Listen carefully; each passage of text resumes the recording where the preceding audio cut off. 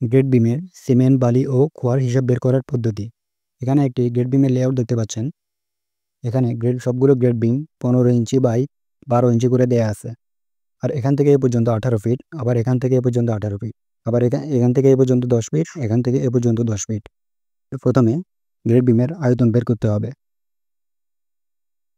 Grade বিমের আয়তন B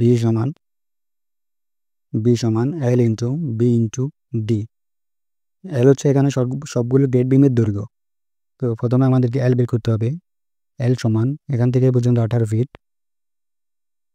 এখান থেকে এ পর্যন্ত 18 ফিট, 18 ফিট যোগ 18 ফিট যোগ এখান থেকে এ পর্যন্ত 10 ফিট, এখান থেকে এ পর্যন্ত 10 ফিট, 10 ফিট যোগ 10 ফিট, মোট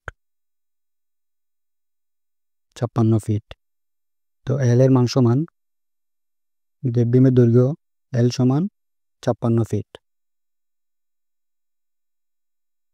এবার B এবং D হলো গ্রেড বিমের সাইজ 12 ইঞ্চি বাই 15 ইঞ্চি।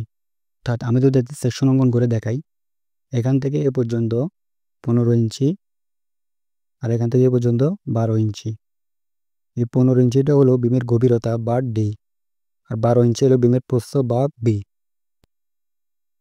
অর্থাৎ B সমান 12 ইঞ্চি বা ফিটে নিলে হবে 1 ফিট, আর D সমান 15 ইঞ্চি বা ফিটে নিলে হবে 1.25 ফিট। তো এবার সবগুলো হিসাব করলে আসবে সমান 70 CFT বা ঘনফুট। এবার আমরা আয়তন পেয়ে গেছি। এবার ড্রাই ভলিউম বা শুকনো আয়তন বের করতে হবে। শুকনো আয়তন বা ড্রাই ভলিউম B সমান মোট আয়তন গুণ 1.5। তাহলে আমরা পাবো 105 CFT বা ঘনফুট। অর্থাৎ ড্রাই ভলিউম সমান 105 ঘনফুট বা CFT। এবার বিম ঢালাইয়ের গ্রেড বিমের ঢালাইয়ের অনুপাত হচ্ছে 1:2:4। 1:2:4 অনুপাতের যোগফল হচ্ছে 7। অর্থাৎ আমরা সবগুলো মান পেয়ে গেলাম। এবার আমরা সিমেন্টের পরিমাণ বের করি।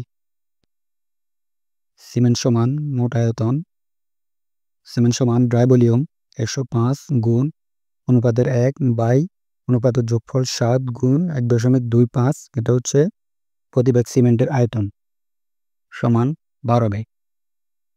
এবার বালি স্যান্ড সমান ড্রাই ভলিউম গুণ অনুপাতের 2 বাই অনুপাতের যোগফল সমান 30 CFT বা ঘনফুট। এবার খোয়া সমান ড্রাই ভলিউম গুণ অনুপাতের 4 বাই অনুপাতের যোগফল সমান 60 CFT বা ঘনফুট। এভাবেই আমরা গ্রেড বিমের সিমেন্ট, বালি এবং খোয়া খুব সহজে বের করতে পারি। ভিডিওটি ভালো লাগলে অবশ্যই লাইক এবং সাবস্ক্রাইব করবেন। আল্লাহ হাফেজ।